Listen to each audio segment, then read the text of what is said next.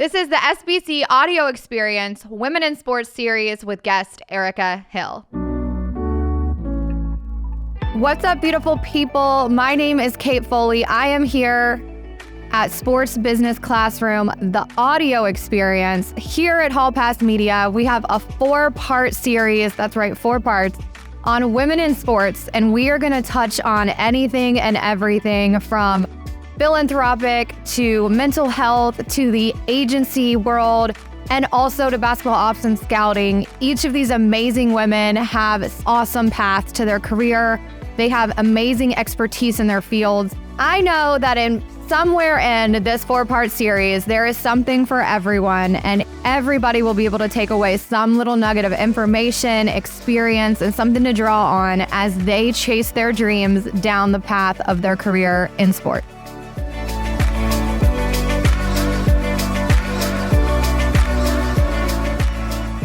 Welcome back to the next episode of Women in Sports.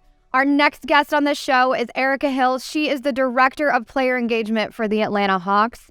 She has worked in various roles in the sports industry, including Community Relations Manager for the Miami Heat. She was the Director of Community Affairs for the Atlanta Braves Foundation and the Atlanta Braves. She has worked for Hank Aaron. She currently works with one of the biggest superstars in this league, Trae Young. She is committed to giving back into the community. You guys, she is going to make so much sense when you guys think about what you see these players doing off the court, as her job focuses on how to make an impact in the community that supports them day in, day out, the fans that show up and show out every night for the Atlanta Hawks.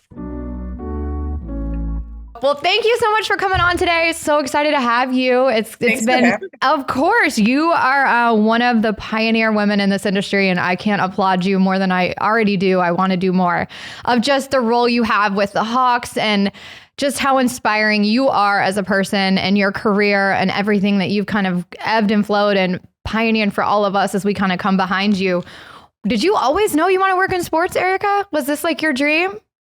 No, you know what? I didn't always know I wanted to work in sports. I think I come from a sports family. My father played college basketball at Western Michigan University, and he was actually the leading scorer in the nation for 2 years in a row back in the 60s. Wow. And so he's also been inducted into the Indiana Basketball Hall of Fame and the Western Michigan Hall of Fame and all that. So I've been around basketball all my life. My brother played college ball. My nephews play college ball. And so I've just been around sports all my life. When I went to college at University of Central Florida, I actually used to do stats for the basketball team there, for the men's basketball team. Yeah. And that was back in the day when stats was like a sheet of paper and it was check, cross, like that. Oh, yeah. That's how you did stats back then. And so the guy that I used to work with, he did stats for the Magic. So when he could not attend the Magic games, he would ask me to fill in for him. Oh, wow. And so that was kind of my first introduction to the professional sports realm and being around people who worked in the sports. And I was an education major. Okay. And so I was student teaching and I was going to college, but I was doing this at night for the Magic and the college team. And I met a lot of people who worked for the Magic. And that's when I was like, you know what? I think I want to work in sports. I can do this. Yeah, I can do this. So I decided to get my master's in sports management. So I went down to St. Thomas University in Miami. They have a great sports program, and they were one of the few sports programs at the time. Yeah. And so I went down there and pursued, a degree in sports management. And then, okay, so you went to college, you got your master's in sports management. You're already smarter than me at this point. So, I mean, you should be hosting this, not me. What, for you, what was your moment where you're like, okay, I want to work in sports? You did statistics, you did, and then you went to sports management, but your career wasn't necessarily like in analytics or in the basketball side. You're more of the off-court philanthropic, day-to-day operations. Was that like by design, or was it like an opportunity that popped up and you took it and fell in love with it? It was an opportunity that kind of popped up when I was in school at St. Thomas. I got an internship with the Miami Heat. And back then, teams were like, the front office might have been 15 people. And so Oh, you wore a wow. lot of hats. And so I started interning with a woman named Carmen Green. Well, she's Carmen Wilson now. And she was in PR. So I interned with her, but somehow I ended up working with her in PR, but also working in community relations. Yeah. And that's how I kind of got my start working, in off the court endeavors through CR. You have just such a unique space that you sit in, with the teams. Obviously, we all think NBA and we think players and what are their stat lines and how many points did they score. And, you like the space you sit in is so intricate because you float between the front office, the players, the families, the coaching staff. You kind of are that glue that kind of keeps everything moving. How intricate is it for the players? You obviously get new players on every year. You have guys that come, go. You guys just made some trades this year too. So you onboarded new guys, offboarded some. How is it for you and your role? How do you take that? I find us women have this personal element with players. How do you kind of compartmentalize that as they come and go? Because you still have that day-to-day job. There's still stuff that has to be done. How do you kind of compartmentalize that as guys kind of come and go throughout the season? It's I've kind of gotten used to it now. And I pride myself on building solid relationships with our players and their families. And so it's sad to see, for me, it's when guys get traded and go and see them sign with new teams. That never gets old to me. Just every time somebody gets traded or, it's like, oh, I hate to see them go. They're so nice, or you hate to see their families go. But, I've come to learn that it's part of the business. And, one thing I always say is, there's going to be a day when none of us will be with this organization or, we'll all be doing something different, but relationships last for a lifetime. And so I still, to this day, keep in touch with a lot of the families and the moms and some of the players that I've worked with from years past, in baseball and in basketball. And just, it's just about just keeping good relationships with people because you never know when you're going to cross paths again. Never. And this industry is so small that literally we were just talking about Landry, who's, your GM, who was one of my clients when I started in this business. So the world gets smaller and smaller by the day. So, okay, I want to ask you, because this is interesting and it's not NBA related. What, you worked for the Braves, right, in Atlanta. Yeah. You were the director of community affairs in the Braves Foundation. Is that when you got into this stuff, is that where you found your love and passion for giving back and connecting communities? Because I think you guys as an organization I think there's some, let me say this, there are some teams that have an opportunity to do better from a community angle. But for you, when you were with the Braves, did you start there? Is that where this community stuff really started for you and kind of a passion point? Well, actually, no, it started when I was in Miami before I got to the Braves. And, as a college student, as a grad student, I found myself in community relations and being able to go create relationships with schools and nonprofits and boys and girls clubs and, host basketball clinics and camps and things like that for girls and boys. And so that's really when it started back then. I spent 6 years there. And then there was a time when I got out of sports. I wanted to do a little something different, but after about 4 years out of sports, I had that yearning to get back in and get back into the community because that's what I really miss doing. Do you feel like for you guys, you obviously have some mega superstars on your team, how important is it for you and when you guys come in your role, women were often empathetic, were often very nurturing and guiding and, how important is it for you when guys come in to make sure their families also understand this process and feel included? Can you talk to me a little bit about what you guys have kind of set up there and what you feel is, kind of the path forward from that standpoint? Yeah, I think, the Hawks is an organization that we pride ourselves in making sure that the families feel a part of this organization. So it's not just about the player. It's about, his significant other, if he has one, his wife, the parents, the mothers, fathers, even the grandmothers.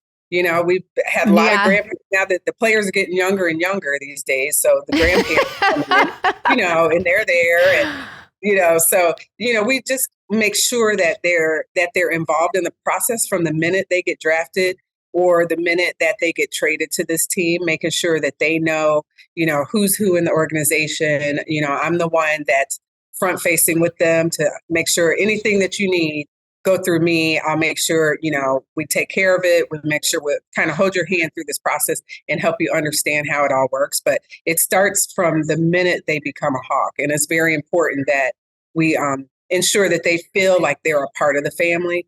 And we have our Lady Hawks group, which is our wives and significant others, mothers, some sisters, grandmothers. We have a group that I run also, and we make sure that they're doing a lot in the community and they're giving back. And we provide opportunities for them to really bond with each other throughout the year, because we know it can be hard, especially for the ladies who are not from here. Yeah. We have lots of different opportunities for them to get together. And Jamie Gertz, one of our team owners, she is, very passionate about making sure that the families feel like they're a part of the Hawks organization. So we go above and beyond. No, for sure. It sounds like it. I want to join the Hawks organization so I can feel that kind of love. we have a lot of fun too. And I will say that we plan not only in, because of COVID and the age of Zoom, we've come to find that, you can do a lot by Zoom, like we're doing now. And so even for the people who are not physically in Atlanta, we plan things for them too. We do lots of things on Zoom. We have, we have a program called Courtside Conversations. Okay. And it's like a chance for the ladies to get together and maybe talk about wellness or, mental health or just things like that. We have special speakers, but that's something that we can do that if you live in Arizona or California, you can log on. We've done virtual bingo. We do, trivia night. We do all sorts of things like that to make sure that people who don't live in Atlanta feel included as well. Yeah. So then when they come to Atlanta to visit, they already know all of us and they just fit right in. So it seems like you have like a lot of hands in different pots and you are what I call the one nose to touch on a lot of things. How do you find balance? Like, girl, how are you not like losing your mind with all the stuff you have going on? Like, how do you find or have you found a healthy balance and sometimes balance isn't even the right word, like a healthy way to make sure that like, you are thriving in your job, but thriving in your life? How do you, this job demands a lot. This industry demands a lot. How do you? It's very demanding. I think, I've been doing it for so long. It's kind of like old hat to me. I'm a social person. I like to do a lot. So I like to go. So I manage the balance pretty well. We have lots of, games and events and activities that I have to be at. But at the same time, I find time to do things for myself, whether it's work out or, just go to dinner with my husband or hang out with my friends. I manage to find some time pretty well. Yeah. Cause I'm used to it. Yeah. I think back to that year when the league shut down due to COVID. And I remember saying to myself, I think it was like March 10th. I was like, ooh, I have so much going on this week. I just want a day to just not do anything. And he said, ask and ye shall receive, Ericka. The very next day, everything shut down. And I was like, well, wait, I didn't really mean, wait. I didn't mean it like that. No, not that bad. Then from there, I had like 8 months of not doing anything. But I'll never forget it, saying that to myself, like, I just need a minute. Just a minute to not have anything to go to. For sure. Well, what advice would you say? I mean, I look at all these young people that they're like, I want to work in sports. I want to do this. And all these young women that want to work in sports. One of the common themes I keep finding through this series is that the level of commitment to this lifestyle that this career demands. Like, this is a lifestyle for this career. Like, are you at every game, right? Like, are you, you're at every practice, like can you walk us through what I don't even dare say what an average day for you is? Like, why don't you walk us through today, aside from us, kind of yesterday or today, like what's an average day for you look like for yesterday?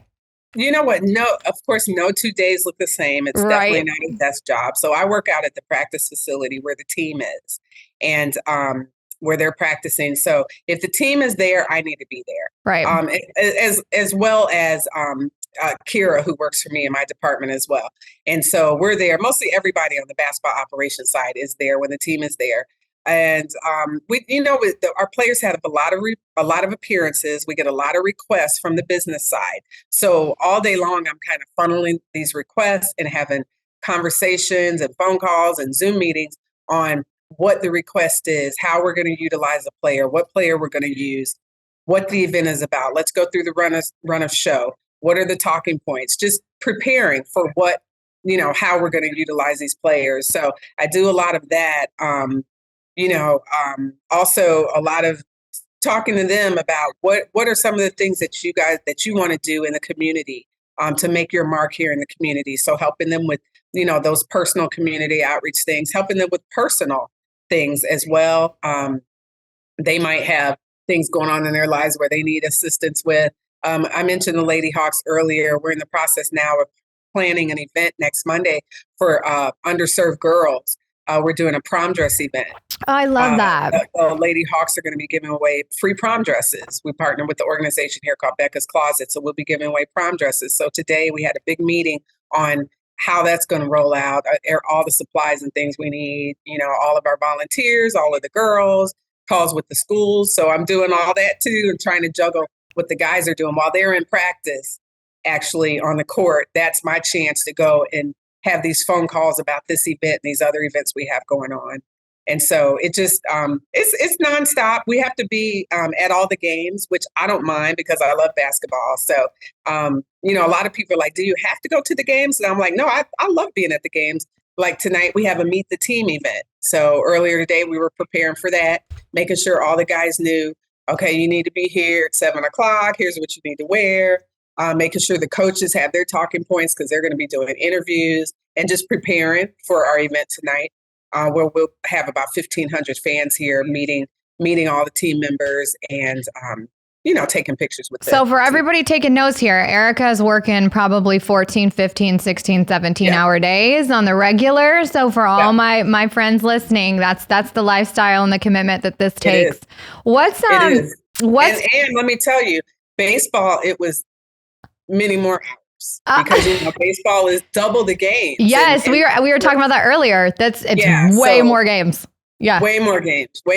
So I'm like, working basketball is a breeze. You're like, don't send me back to baseball. Nope, not asking, not today. Nope. It's a breeze. No. Yeah. Who are some of your role models, like from, a women's side? We're talking about women in sports. And obviously, I do feel like there's significant opportunity for, women and diversity to continue to evolve and have more presence within the NBA. And I think we're seeing that now with women executives, right? We're seeing assistant GMs, we're seeing president of operations, we're seeing yourself, we're seeing scouts. The doors are kind of opening by people like yourself that are kind of forging a new path. Who did you have anybody? Was there a woman in sports that you looked up to or a role that you were like, hey, I love what she does, I want to see it? Was there somebody that you looked up to growing up? Who was your role model that kind of put you down this path? Growing up, in terms of sports, I didn't really have a female sports role model growing up. Again, growing up in terms of female role models, my mother, of course, my grandmother. But in terms of sports, I would say when I started looking at women in the sports world, once I moved to Miami, got into, started going to school for sports management, started working with the Heat. I worked with Carmen Wilson, who's been, who is a true pioneer in sports, and also Leah Wilcox. I got to know her well too. For sure. With the NBA. So I would say those two women right there, I met early on in my career, and I'm, still in touch with them today, and they're kind of like mentors to me.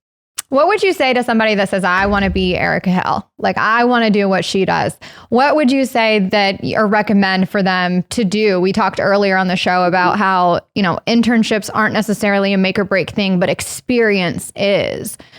Experience is. How would you, if somebody said, I want to be Ericka Hill, what should they do next? They say that and then. Yeah. Well, I would say, first of all, experience is definitely key. And, if you want to, and I tell students this all the time, if you want to get into sports, you cast a wide net. You have a lot of people who say, I want to work for the NBA team. Yeah. You can say that if you want to work in sports. You might have to first go to rugby. You might have to go to lacrosse, tennis. You might have to work for the Atlanta Track Club and do the 5K races. You have to get as much experience as you can in this sports and entertainment and event field, wherever you can and however you can. When I was in school interning for the Heat, I also worked game nights for the Florida Marlins. At the time, they were called the Florida Marlins. And I worked the ticket window, but I did that so I could get that sports experience on my resume. Yeah. And so that is what helps. You have to get all the experience you can, and you can't just, be so narrowly focused and say NBA or NFL or MLB.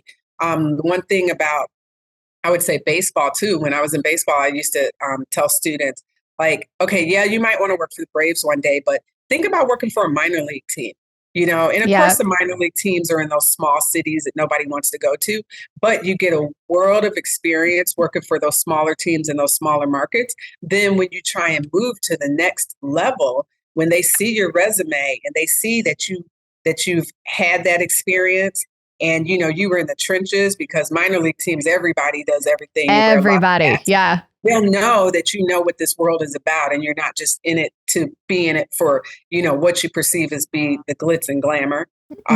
You have that experience and you can start to move along like that. That's what I always say. Everyone, when you can't be a fan and work in sports, it's very difficult. It's a grind. Yeah. Yes. Your love for the game will diminish, and you will no longer be a fan. It will be a job. Exactly. Because a lot of people think like, oh, a lot of the students, some of them who come in, they think like, oh, it's all fun. And then when they start working 14, 15-hour days, they're like, oh my God, I'm so tired, and how do you do this? And then some of them, it weeds you out. They find out, if you can make it or not. Yeah. It's not what I thought what it was going to be. But I would just say cast a wide net. Cast a wide net. I think that's great advice. And I think it's one. Look at all different sports. And get as much experience. Even if you're in college, go to your athletic department and find out what you can do to help them. Find out if you can help pass out flyers at the softball game. Yeah. At the hockey game. Do what you can do to get some experience on your resume. For sure. And I think too, it's also, we talked about networking earlier. It's just about, you never know who you're going to meet, where they're going to work, what role they're going to play. And, one thing I wanted to ask you about, and, I've had some of these experiences in my life too, in my career, is, as women, I think sometimes in a male industry, in a male dominated industry, sometimes we are kind of put into a box, Ericka, of like, here's your job, do your job, and, stay out of the way a little bit. Have you had a positive experience? I call it an aha moment, where someone in leadership has given you a platform or a space at a table to bring your expertise, that one gave you confidence of like, hey, I do belong here. Like I do know what I'm talking about. Yeah. And then secondarily, it was a moment where you get to be like, I can do this and I do matter. I think sometimes as women, we oftentimes, especially in the world of the NBA with men, it's like, don't speak unless spoken to, and don't give an opinion unless you're asked, where it's like, hey, like, I know what I'm talking about here. Like, this is my lane. Let me own it. Have you had that moment from somebody in leadership that's kind of given you that confidence to continue to grow in your professional career? Yeah, I think when I was at the Braves, I had that opportunity as, running the community affairs department and the foundation. So I had a lot of leeway to do what I felt needed to be done. And so I was the spokesperson, as it related to community outreach for the team. So I think they gave me a lot of leeway in that role. Is there somebody like in particular when you were there that you felt like really championed for you, or kind of gave you that like go get it attitude? You know what? I would say one person that championed me was one of our board members, and her name is Ruby Lucas, and her husband name, he's since passed, but his name is Bill Lucas, and he was the first African-American general manager in Major League Baseball. Wow. And so he came through the ranks with Hank Aaron. And so she was, has been a mainstay in that organization since the 70s. And she is one of the people that has championed, helped me grow and flourish at the Braves, along with, I mentioned Hank Aaron as well. He was a he was in the office every day. I used to sit down and talk to him and have conversations with him about, things that he used to go through and things that I was going through. And he would just encourage me and, just tell me, keep plugging along, work hard, be the best you can be. And so those are two people that really kind of held me down while I was at the Braves. I love that. No, I think one of the best things that, any of us can do, right, is just to be authentically ourselves. And, like when you're yourself, you're at ease and know that, it is a grind. And you honestly spend more time probably in your role with the people you work with than you do at home. Is that right or Absolutely. wrong? No, you're right. So you better like them.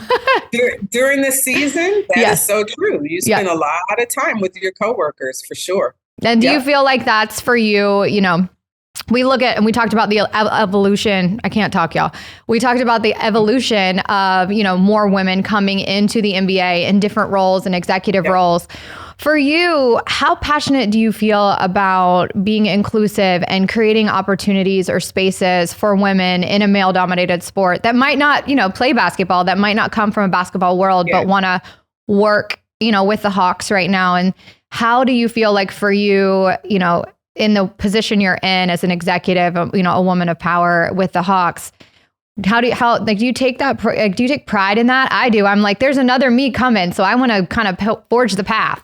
Absolutely. Yeah. I mean, I do what I can to bring in women and make sure these women are coming behind me, because we bring a whole different perspective to this thing. 100%. Preach. Men have been running the sports industries for so long, but we're making great strides, especially in the NBA. Yeah. And in a lot of these leagues and teams and around, sports marketing for corporations and whatnot. So, it's very important because we just add a whole nother layer and bring a whole different perspective to the sports world that, probably wasn't considered back in the day when it was heavily male dominated. Totally. Well, and I think that's one thing I think so cool about the NBA is it's become a space for like inclusion, right? And it's, I think as it continues to evolve, have you ever had a situation where you've had to kind of stand up for yourself? Like, I know I've had them where I'm like, hey, I've had it where someone's, didn't speak to me appropriately or, addressed me in a manner that probably wasn't appropriate or made me uncomfortable. I'm like, hey, that's not an appropriate way to speak to me. I think sometimes we hear this locker room talk, Ericka. You're around teams a lot too. Yeah. And guys, you hear this locker room talk. I'm very big on if something is inappropriate, I'm going to speak up and say, hey, that I don't want someone else to be offended or you to look crazy because you're talking crazy right now to people that you shouldn't be. How do you feel like, has that adjusted from the team side to that, quote unquote, locker room talk with you being there? Is that something that you feel like is adjusting or is it still kind of going? You know what? I really don't deal with that now. Everybody where I work is very respectful, So that's right. That's not anything that I've dealt with. I guess maybe because of relationships that I have with people and, sometimes, guys will be guys, but for the most part, everybody's pretty respectful. I think part of that, though, is like just the standard you set for yourself, Ericka, right? Like and we talk about this all the time of like, you show up as yourself, but you also command what you demand, right? So like, maybe that's it. So, you know what I mean? Like I want you to approach me like a professional and I want you to speak to me as a professional. I'm going to speak to you as a professional. And set that tone of like what is acceptable. Because, these guys are getting younger and younger coming into the league, Ericka, like younger and younger. And we're getting older and older. So no, we're pausing time. We're pausing time. Pausing time. But I think that the players that I deal with, they're very respectful. Yep. I've never had any player to disrespect me on anything. And then, with coworkers too, it's just kind of like, like you set the standard and people know how to, address you and act accordingly. But if there are times where you kind of bump heads with somebody, you sometimes you just kind of got to let them know. Yeah, well, you just got to be like, hey, I say that all the time is like, sometimes people aren't aware. Even for myself, I'm not aware sometimes of how I come across or how, my tone of voice, I'm not meaning to sound that way. I'm just very direct. So sometimes I have to like step back and be like, oh gosh, okay, soften that just a little bit. So it doesn't come off so direct and assertive. But I think like the thing that I want to talk about next is, What advice do you have to somebody that, applied for a job and they didn't get it, right? What advice do you have for them when it comes down to, I always say sometimes like you were saying earlier, like I want to be an agent, I want to be a GM, Right. I want to be this. Like I always say, like, don't let a no become your downfall. Like look at it as an opportunity to go a different place to do that, You're gonna get a whole lot of no's. Oh, you'll get more no's than yeses, but them yeses be sweet. Yeses in your career. Yeah. But I would say, we talked about this earlier. Networking is going to be key. A lot of times, the job you get is going to be because of somebody that you know. Mm-hmm. It's not going to just be a cold, let me send my resume in. Right. So just continue to pound the pavement, network, meet as many people as you can. Keep in touch with those people.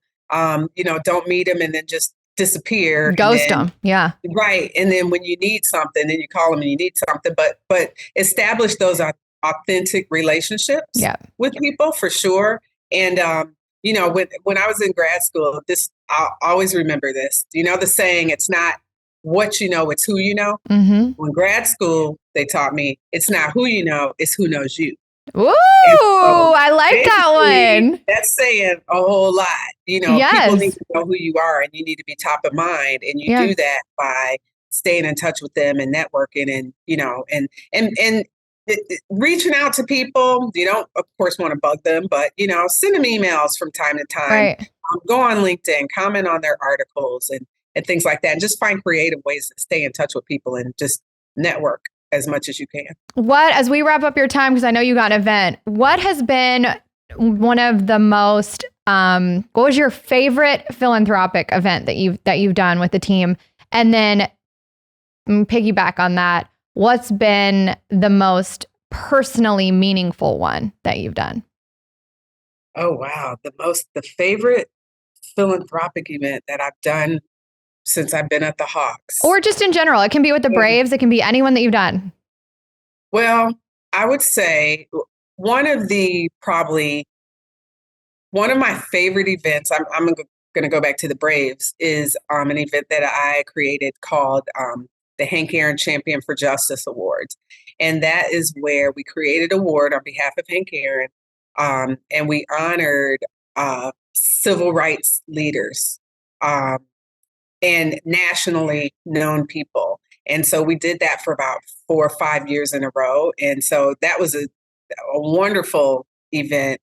It was a weekend of activities where we bring these people in. We'd have a panel discussion. We'd have a gala. We'd, honor them at the games. And so we honored some really high profile people, basketball players like Oscar Robertson. We honored Eric Holder.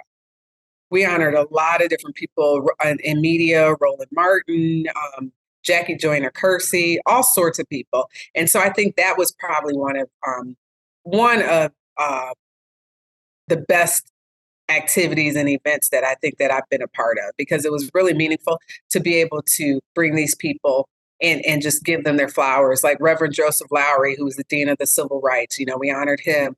Ambassador Andrew Young. And then, of course, every year Hank Aaron was part of it. And, he's a legend.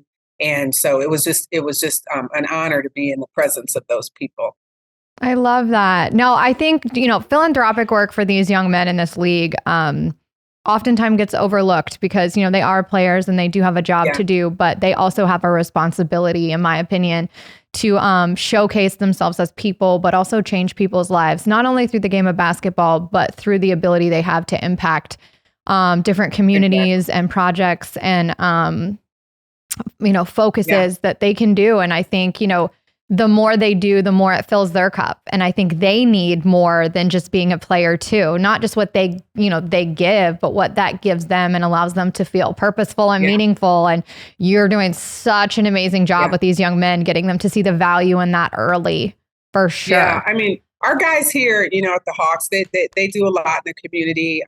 We've had some, Trey Young does a lot around mental health and youth, which is really, needed these days. Very much, yeah. John Collins, I've put together programs with him where he's honored veterans.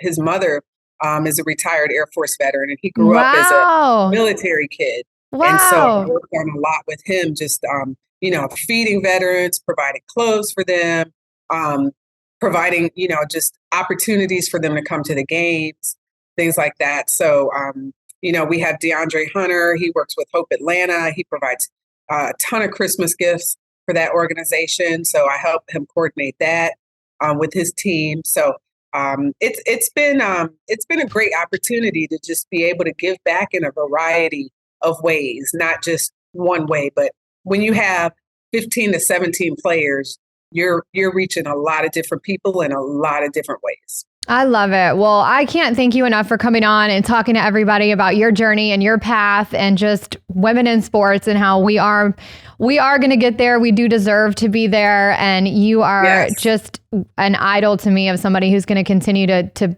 forge that path for all of us. Well, back at you. Thank you for having me. And, Kate, I always enjoy speaking to you and I learn from you as well. And I look up to you too. So I appreciate it.